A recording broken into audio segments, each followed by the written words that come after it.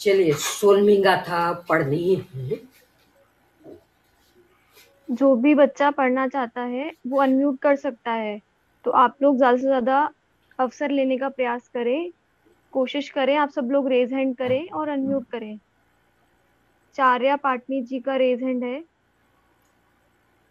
करिए, पढ़िए 16वीं गाथा।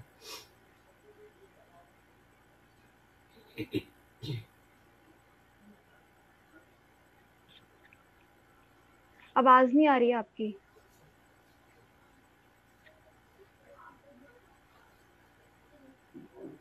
अनम्यूट हैं। हाँ, अनम्यूट है चार्या जी। थोड़ी आवाज बढ़ाइए।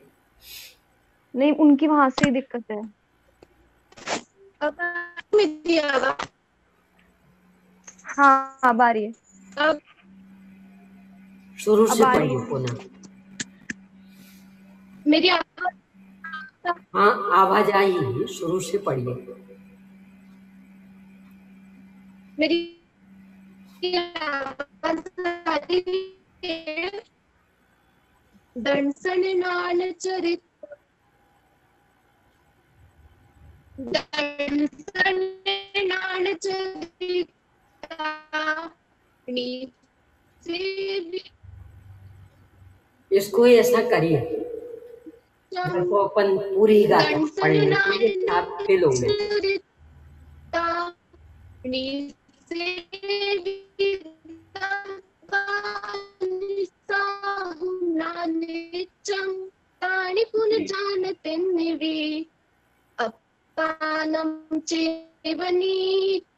बहुत अच्छा। अब आज अपने एक साथ दो गाथाएं हैं, 17वीं और 18वीं। बहुत ही गंभीर गाथाएं, मनोवैज्ञानिक गाथाएं, सुखी होने का प्रायोगिक मार्ग बताने वाली गाथाएं। उदाहरण एकदम लौकिक। अब डबल क्यों आने लगी? उदाहरण ऐसा दे रहे, कोई व्यक्ति यदि धन चाहता है, लोक में ऐसा कहा जाता कि भिखारी भिखारी से भीख नहीं मांगता। यानी इतना विवेक तो भिखारी भी रखता कि स्वयं दूसरा भिखारी तो वो हमें क्या भीख देगा, किसी बड़े से भीख मांगता। तो यहाँ ऐसा ही प्रायोगिक मार्ग बताया कि यदि कोई धन का इच्छुक है तो वो क्या करे कि सबसे पहले तो ये पहचानने का प्रयास करे कि राजा कौन है। राजा का मतलब सर्वशक्ति संपन्न, अमाप वैभव संपन्न, उदार, दयालु। क्योंकि सर्वशक्ति संपन्न हुआ पर कंजूस हो तो फिर हमारी क्या मतलब, नहीं कुछ देगा ही नहीं वो। तो उदार हो, दयालु हो, सर्वशक्ति संपन्न हो, विवेकी हो, तो ही वहां से कुछ मिल पाएगा। तो इन गुणों के माध्यम और स्वाधीन हो, पराधीन नहीं हो कि तो हम तो देना चाहते पर क्या करें, ये नहीं देने दे रहे, तो वो राजा नहीं होगा। राजा मतलब कि जिसके ऊपर मंत्री आदि, वो कोषागार मंत्री भी, राजकोष मंत्री भी लगाम ना लगा सके, उसका नाम राजा, मतलब पूर्ण स्वाधीन। तो ये जो राजा के चिन्ह, उनसे सबसे पहले पहचान करे कि ये राजा, और फिर विश्वास करे, जानकर पहचान कर विश्वास करे, और फिर जैसे वह राजा खुश हो जाए वैसा प्रयास करे, उसकी सेवा शुश्रूषा करे, तो खुश होकर के राजा धनी बना देगा, धन दे देगा। ऐसे ही यदि मोक्ष की इच्छा है तो सबसे पहले जानो कि मुक्त स्वरूपी कौन है, क्योंकि वही तो मोक्ष दे पाएगा ना। जो स्वयं स्वभाव से मुक्त स्वरूपी हो ही ना, तो वो कैसे मोक्ष देगा। तो उसको जानो, ये स्वाधीन है, अनंत सामर्थ्य संपन्न है, ऐसा जानो, पहचानो और फिर उसका विश्वास करो और फिर उसके अनुरूप आचरण करो तो मोक्ष मिल जाएगा। इस तरह से 2 गाथाएं सुखी होने का पूर्णतया प्रायोगिक, मनोवैज्ञानिक, सरलतम, सुगम और मात्र एक ही, यानी ऐसा नहीं है कि ये नहीं करें तो कोई दूसरा भी मार्ग नहीं। अंतर इतना पड़ सकता, अभी कर लो, नहीं करना हो तो बाद में कर लेना और अनंत काल बात करना। पर यदि सुखी होना है तो करना तो यही पड़ेगा, एक ही मार्ग, कोई दूसरा मार्ग नहीं, अल्टरनेट के लिए कोई अवसर नहीं। ऐसा सुंदरतम, सरलतम, स्वाधीनतम मार्ग सुखी होने का बताने वाली एक गाथाएं, जो कि दोनों एक साथ हैं। 17वीं में उदाहरण है, 18वीं में सिद्धांत है, इसलिए एक साथ ही पढ़ेंगे, जितना हो पाएगा देखेंगे, नहीं होगा तो शेष रहा होगा अगली कक्षा में पूरा करेंगे। देखिए पढ़ते हैं। जय नाम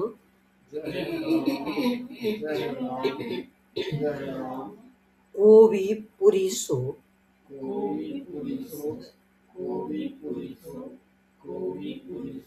रायाणम।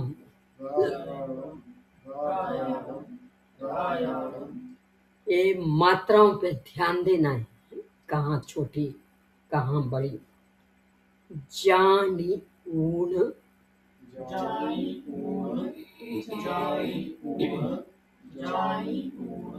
सदहदी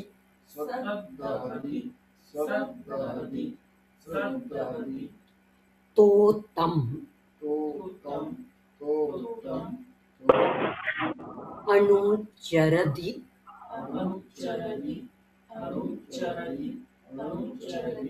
पुणो।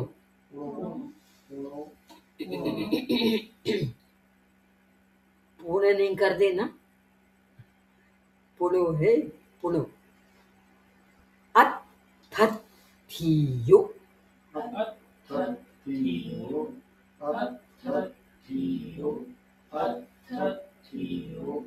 पयत्तेन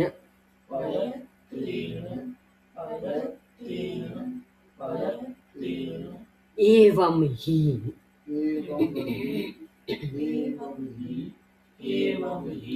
जीवराया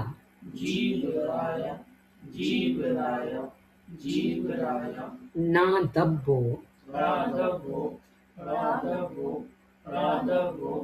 तहय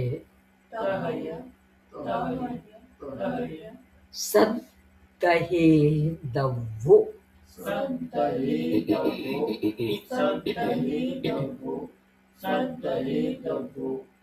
अनुचरेदव्वो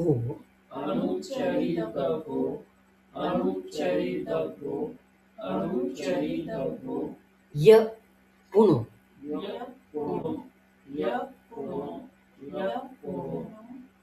सोचेवदु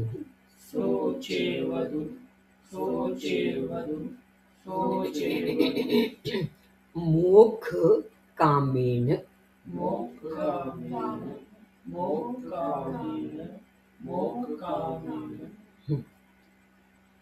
जय नाम को भी पुरिसो रायाणम जानी ऊन सदादी।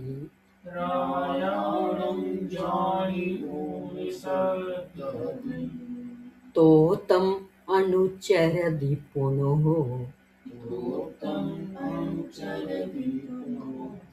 अत्थथियोपयत्तेन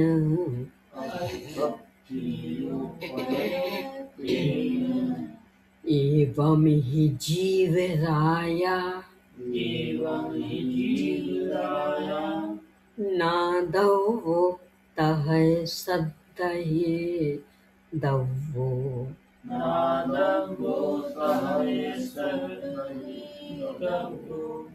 अनुचरिदव्वो ये पुनो सोचे वधु मोक्षिका मेन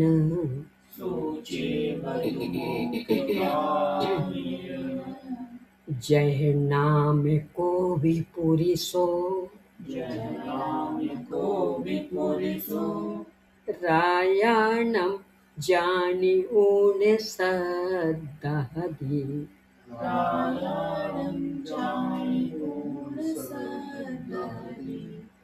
तो तम अनुचरति पुनो अत्थथियोपयत्तेन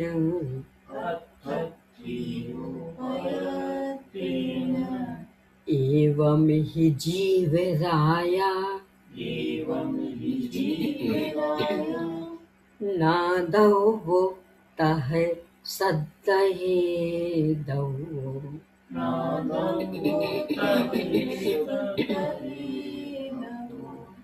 अनुचरिदव्वो ये पुनो सोचे वधु मोक्षकामेन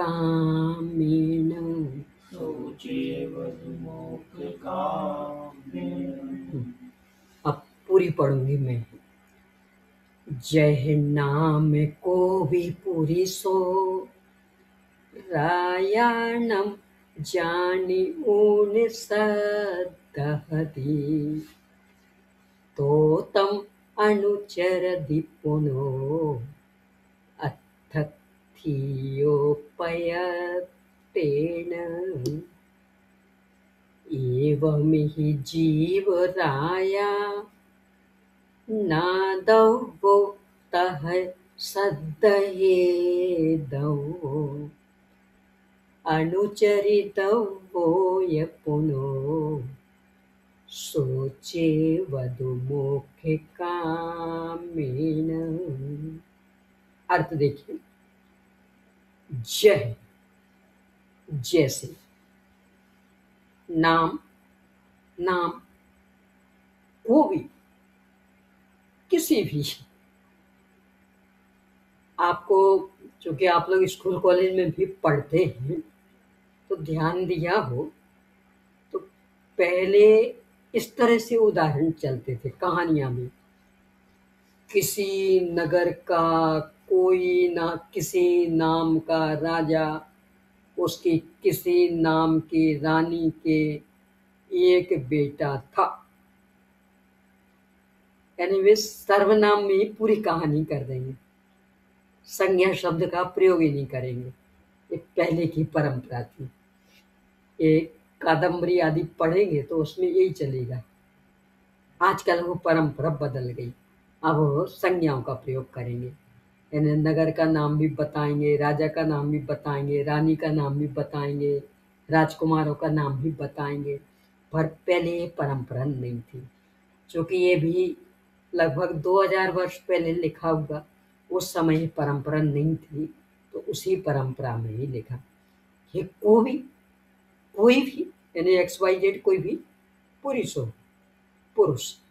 व्यक्ति, रायाणम राजा को,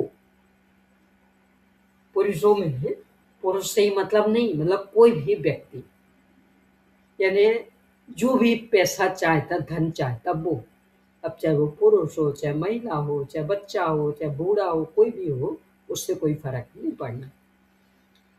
तो कोई भी पुरुष रायाणम राजा को जानी उन, जान कर, यानी पहले उसे जाने लक्षणों से, पहचाने। कितने लक्षण अपन ने बताए थे। यहाँ रूप रंग से नहीं, लंबाई चौड़ाई से नहीं, कि जो गोरा भूरा हो वो राजा, जो इतने फुट लंबा हो इतना चौड़ा हो वो राजा, इन सब से कोई मतलब नहीं। तो क्या है राजा के लक्षण? सब तरह से संपन्न, आर्थिक दृष्टि से भी संपन्न, मन से उदार, साथ में ही विवेकी, स्वाधीन, दयालु, ये है राजा के मूल लक्षण।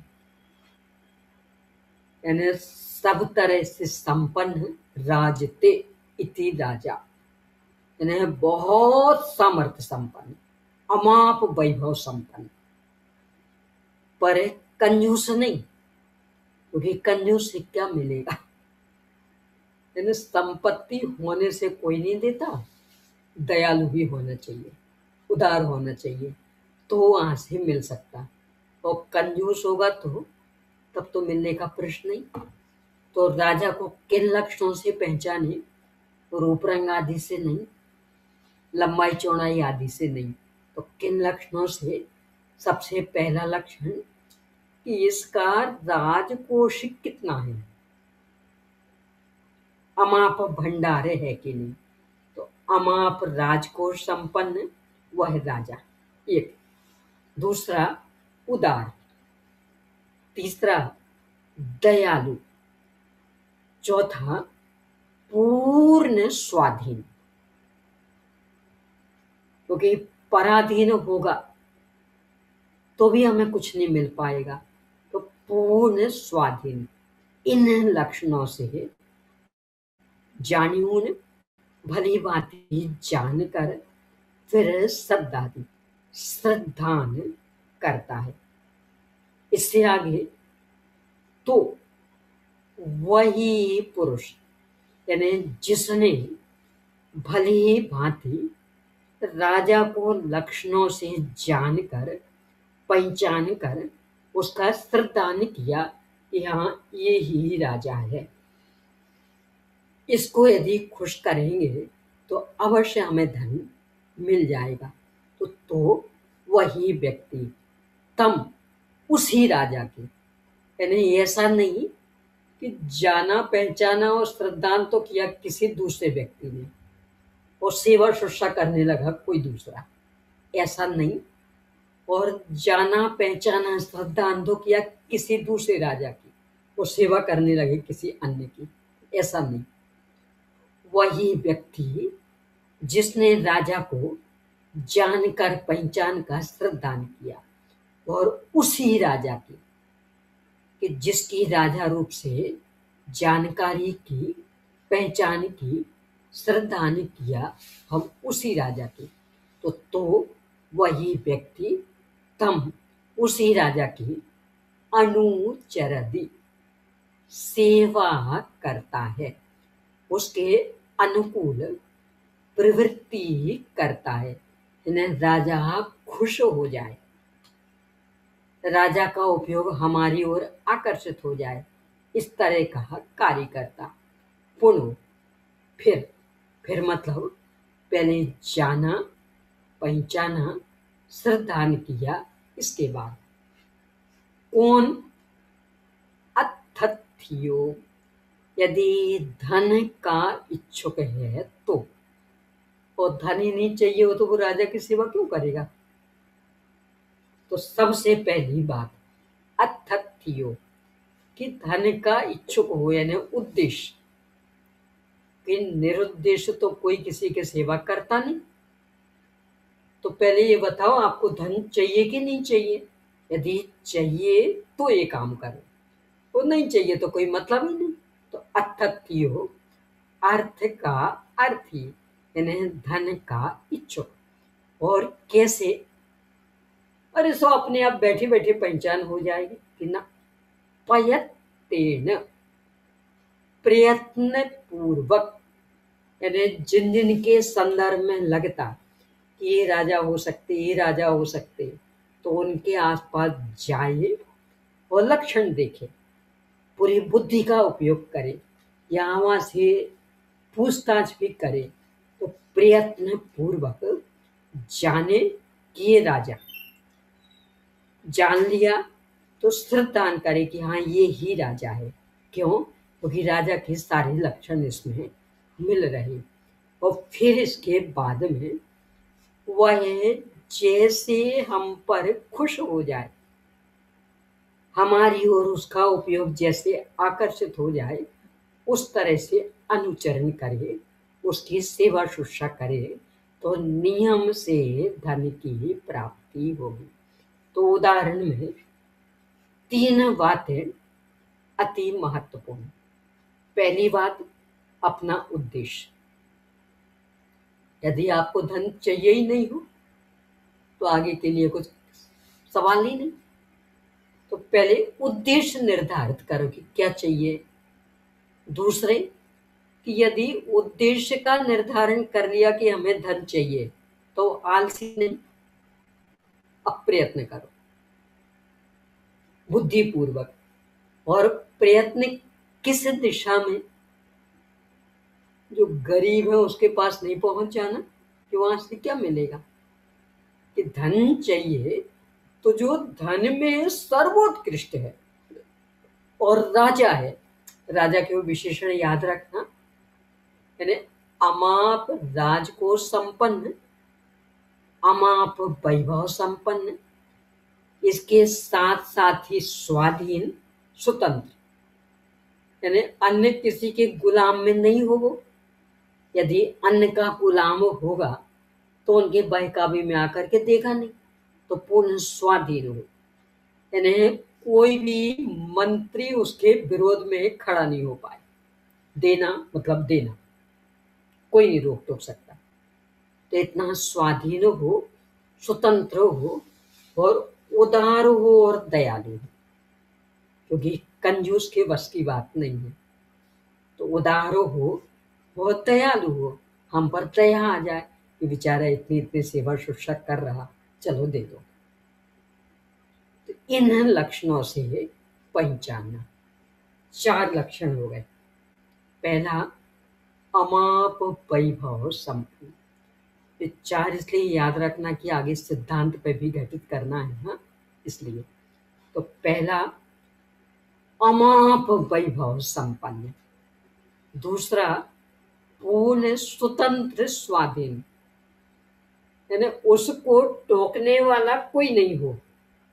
कोई ये ना कहे और ये राजा सब आप ऐसे लुटाते रहोगे फिर तो राजकोष खाली हो जाएगा, कुछ नहीं, किसी की हिम्मत नहीं जो उससे कुछ भी कह सके। तो पूर्ण स्वतंत्र स्वाधीन। तीसरा, उदार, यानी कंजूस ना हो, दरिया दिल हो। और चौथा, दयालु, हम पर दया ही नहीं आए और ये ऐसे तो मांगते ही रहते ना, इतनी सेवा शुश्रूषा कर रहा ना लगन से, चलो दे दो। तो इन 4 लक्षणों से राजा की पहचान करिए प्रयत्न पूर्वक।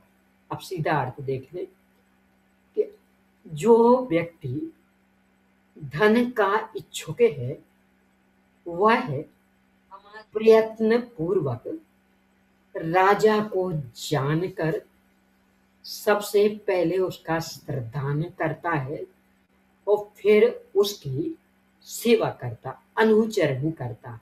अनुचरण का अर्थ होता कि जिससे वह प्रसन्न हो जाए, इस तरह का प्रवर्तन, मनमाना नहीं।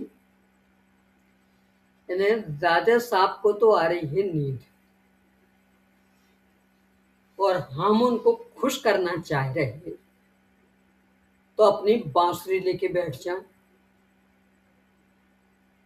तो राजा खुश होगा कि गुस्सा होगा कि हमें तो नींद आ रही तो सोने नहीं देता। तो ऐसा नहीं, यानी जब वो सोना चाहता तो वातावरण शांत, जब वह कुछ सुनना चाहता सुना दे, जब वह हाथ पर दबाना चाहता हाथ पर दबा दे, जब भोजन करना चाहता भोजन की व्यवस्था कर दे।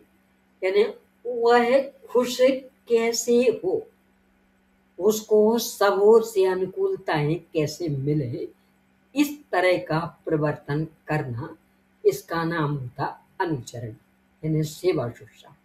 तो सेवा शुश्रूषा करिए प्रयत्न पूर्वक, तो नियम से धन मिल जाएगा। अब सिद्धांत, एवं इसी प्रकार ही वास्तव में जीव राया, जीव रूपी राजा, यानी ये जीव भी राजा। कौन सा जीव? सब अपने अपने लिए अपन अपन, अन्य कोई नहीं। यानी आपके लिए आप, मेरे लिए मैं, इनके लिए ये, यानी सब अपने अपने में। क्यों है राजा? क्योंकि ये स्वयं अपने लिए अमाप अनंत वैभव संपन्न और पूर्ण स्वाधीन, स्वतंत्र। यानी जब भी हमें कुछ भी मिलेगा तो अपने में से ही मिलेगा। अन्य साधारण जीवों की तो बात कौन करे। अव्यावाद सुख संपन्न सिद्ध भगवान भी हमें कुछ नहीं दे सकते। अरहंतादि परमेष्ठी मार्ग बता सकते हैं, उपदेश देते हैं, वैभव नहीं दे सकते। ये तो मार्ग बता सकते, कि तेरे में ही तेरा सब कुछ है, बाकी लेन देन का व्यवहार कुछ नहीं। तो इस तरह से स्वाधीन और उदार, इतना उदार ये जीव रूपी राजा, ये बहुत छोटे में है। फिल्मी दुनिया का एक गाना सुना था, उल्टे अर्थ में नहीं लेना, इस विषय को समझने के अर्थ में लेना। तो उसमें कुछ पंक्तियां थी, जब कोई तुम्हारा हृदय तोड़ दे, क्या है, किन्हीं को याद है? तड़पता हुआ दिल कोई तोड़ दे, तब तुम मेरे पास आना प्रिय, मेरा दर खुला है, खुला ही रहेगा तुम्हारे लिए, तुम्हारे लिए। ये उदारता कि ठीक है, अभी हम पसंद नहीं आ रहे, कोई बात नहीं जा, पर यदि किसी दिन लगे कोई नहीं अपना रहा, कहीं कोई शरण नहीं मिल रही और लौटना चाहो, निसंकोच, हमारी ओर से कोई उलाहना नहीं मिलेगा, कोई शिकायत नहीं, कोई शर्त नहीं। मेरा दर खुला है, खुला ही रहेगा तुम्हारे लिए। ऐसा ही शाश्वत भगवान आत्मा ये पर्यायों को कह रहा, कोई बात नहीं, घूमा, मैं अच्छा नहीं लग रहा ना, पंचेंद्रिय विषय भोगों में मजा आ रहा, जाओ घूमा। और जब ये लगने लगे भव वन में जी भर घूम चुका, कण कण को जी भर भर देखा, मृग समृग तृष्णा के पीछे मुझको न मिली सुख की रेखा। और इसलिए होकर निराश सब जग भर से, अब सिद्ध शरण, ये मोक्ष कामिनी आ रहा ना, इसके लिए कि अब सिद्ध शरण, यानी जो अनादि अनंत सुता सिद्ध है, उसकी शरण में आया। तो शाश्वत भगवान आत्मा इतना उदार कि कोई शिकायत नहीं, कोई उलाहना नहीं, कोई शर्त नहीं कि हाँ अब आ गई। पहले समझाए समझाए भी नहीं आ रही थी, नहीं खाने पीने में मजा है, नहीं पहनने ओढ़ने में मजा है, घूमने फिरने में मजा, तुम्हारे में क्या मजा? खूब खूब तिरस्कार करते, कोई बात नहीं, पर हम उलाहना नहीं देंगे, कोई शिकायत नहीं करेंगे। मेरा दर खुला है, खुला ही रहेगा तुम्हारे लिए। यानी शाश्वत ध्रुव भगवान आत्मा का दरवाजा उसकी अपनी पर्यायों के लिए हमेशा खुला। पता है कितना उदार, हर पर्याय पर्याय में व्यक्त चल रहा। जब जीव भर जाए बाहर भटकते भटकते, तो खोजना ना पड़े, तुम्हारे साथ ही चल रहा, बस दृष्टि बदल दो। जहां दिट्ठा तहें पिट्ठा। अपने मिशन में एक विद्वान हुए आदरणीय पंडित खेमजी भाई, उनके वाक्य थे, जहां दिट्ठा तहां पिट्ठा, जहां पिट्ठा तहां दिट्ठा। ये है मोक्ष मार्ग का चिट्ठा। यानी जहां अभी तक पीठ किए हो वहां दृष्टि कर लो, और जहां अभी तक दृष्टि किए वहां पीठ कर लो। बस इतना सा तो है मोक्ष मार्ग। चिट्ठा समझ गए ना? जो नकल करने वाले होते ना, तो परीक्षा में चिट्ठा लिखेंगे, कितना सा, देखो, इतने से कागज पर इतना बारीक बारीक बारीक बारीक, अरे किसी को पता ना लगे उसको बोलते चिट्ठा। एक चिट्ठा बना के ले गए थे, यानी एकदम शॉर्ट। तो यहाँ कह रहे बस इतना सा है मोक्ष मार्ग, कि बहिर्मुखी दृष्टि है और अंदर में पीठ किए बैठे। अब अंतरोन्मुखी दृष्टि कर लो और जगत की ओर पीठ कर लो, हो गया काम। तो हर पर्याय पर्याय में वह शाश्वत भगवान आत्मा चल रहा, इतना उदार कि यदि पर्याय को अक्कल आ गई तो उसे यहाँ वहां भटकना ना पड़े, बिल्कुल हाजिर, दृष्टि मोड़े और उपलब्ध कर। इतना उदार, वो दयालु। यद्यपि ये पर्याय सुनती नहीं है उसका, परंतु इसको दया बहुत आ रही। अरे रे बेचारी बेकार में कष्ट भोग रही। मोह महामद पियो अनादि, भूले आपको भरमतवादी। यानी मैं स्वयं जिसमें से प्रकट हो रही, अमाप अमाप ज्ञान आनंद का भंडार, और ये पर्याय कष्ट भोग रही। क्या बेचारी की दशा। तो दयालु और पूर्ण स्वाधीन, कोई गुलामी के लिए अवसर नहीं। तो ऐसा ये जीव राया, जीव रूपी राजा, उसे ना दबो, जानना चाहिए। पयत्तेन शब्द ऊपर से लगा लेना, यानी पहली गाथा से, कि प्रयत्न पूर्वक, यानी भाग्य भरोसे नहीं बैठे रहना। इस प्रकरण में क्रमबद्ध पर्याय के भरोसे नहीं कि जब ज्ञात होगा हो जाएगा, ना, पुरुषार्थ पूर्वक। तो सबसे पहले ना दबो, जानना चाहिए भली भांति।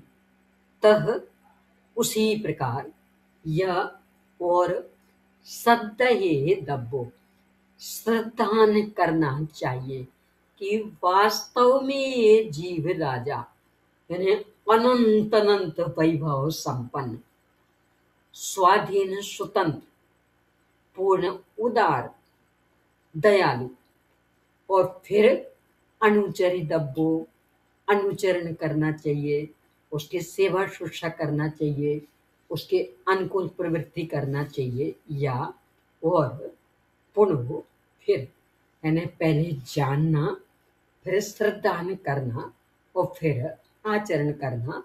कौन करे ये सब? सु वह जीव ही, यानी वही, यानी जिसने जीव राजा को भली भांति जाना, उसी ने श्रद्धा ने किया, वही आचरण करें। दो, वास्तव में पर कैसा, पहले उद्देश्य निर्धारित कर देना। मोक्ष कामे, यदि मोक्ष की इच्छा हो तो। अभी मोक्ष जानी नहीं हो तो लगता हो कि नहीं अभी तो संसार में ही सुख, तो फिर व्यर्थ में इस काम में नहीं लगना, क्योंकि और अधिक आकुलता हो जाएगी। इन्हें उद्देश्य निर्धारण का कितना महत्व, कि सबसे पहले उद्देश्य निर्धारित करो, चाहते क्या हो। यदि मुक्त होना चाहते हो तो इस जीव रूपी राजा को, जो स्वयं मुक्त स्वरूपी है, और मुक्त स्वरूपी क्यों, क्योंकि अनादि अनंत शाश्वत, अनंत वैभव संपन्न, स्वाधीन स्वतंत्र। व्यक्ति अपराध कब करता, ये चोरी चपाटी कब होती, जब अपने में कुछ कमी लगती, कुछ पाना चाहे। और जो अनंत वैभव संपन्न होगा वो जो पूर्णतया स्वाधीन समर्थ होगा, वो क्यों पापों में उलझेगा, क्यों अपराध करेगा।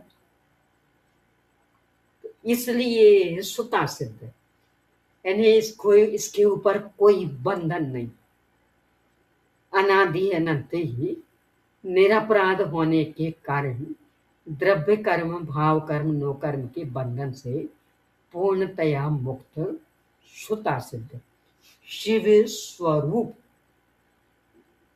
सिद्धि, स्वात्मोपलब्धि, यानी अपने आत्मा की उपलब्धि का नाम है सिद्धि। मतलब कि स्वयं अनादि अनंत मुक्त स्वरूप। छेड़ाला के मंगलाचरण है शिव स्वरूप, यानी स्वयं ये मोक्ष स्वरूप। यदि मोक्ष की इच्छा है तो इस जीव रूपी राजा को प्रयत्न पूर्वक जानना चाहिए, उसका श्रद्धान करना चाहिए और उसका अनुचरण करना चाहिए। इसका अनुचरण करना मतलब अभी जो राजा के संदर्भ में बात कही थी कि मनमानी सेवा शुश्रा नहीं, उसको जब जिस चीज की आवश्यकता वैसा करे। यानी वो तो चाहता है सोना, और तुम संगीत लेके बैठ जाओ तो चिड़ेगा। सोना चाहता, एकांत शांत वातावरण बना दो। मनोरंजन करना चाहता, संगीत चालू कर दो। ऐसे ही यहाँ कि आत्मा का अनुचरण करे, तो अनुचरण करे मतलब पिता का सब कुछ बेटे को चाहिए हो। उपाय क्या है, बस एक ही, वह है पिता का होके रह जाए, सब कुछ मिल जाएगा। और पिता से उल्टा चले तो कुछ नहीं मिलेगा। ऐसे ही आत्मा का सब कुछ यदि पर्यायों को चाहिए तो उपाय एक ही कि वे आत्मा की होके रह जाए, यानी जिसमें से प्रकट हो रही हैं बस उसमें ही लगी रहे। उसका ही अपना रूप से श्रद्धा, उसका ही अपना रूप से ज्ञान, और उसमें ही संतुष्टि, उसमें ही तृप्ति।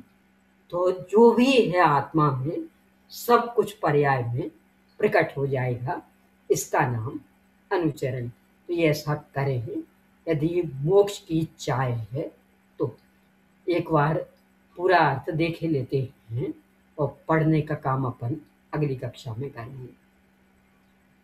कि जो व्यक्ति धन का इच्छुक है वह प्रयत्न पूर्वक राजा को जानकर उसका श्रद्धान करे और फिर उसका अनुचरण करे, यानी उसे प्रसन्न करने का, उसकी सेवा शुश्रूषा करने का प्रयास करे कि जिससे वह प्रसन्न हो जाए, उसका उपयोग अपनी ओर आकर्षित हो जाए। इसी प्रकार यदि मोक्ष की इच्छा है तो स्वयं जो जीव रूपी राजा, यानी अनंत वैभव संपन्न, स्वाधीन, सुता सिद्ध और पूर्ण उदार, दयालु, ऐसे स्वयं शाश्वत भगवान आत्मा को जानना चाहिए, उसका स्तुतिगान करना चाहिए और उसका अनुचरण करना चाहिए, यानी उसमें ही संतुष्ट रहना। अपनी सारी पर्यायें शाश्वत भगवान आत्मा में ही जुड़ी रहें, इसमें ही तृप्त रहें, तो नियम से मोक्ष दशा प्रकट हो जाएगी। पढ़ने का काम अपन अगली कक्षा में करेंगे। निज निधि निज में बता, यह अनंत उपकार, उसके लिए जिन्वाणी वंदना शतवार।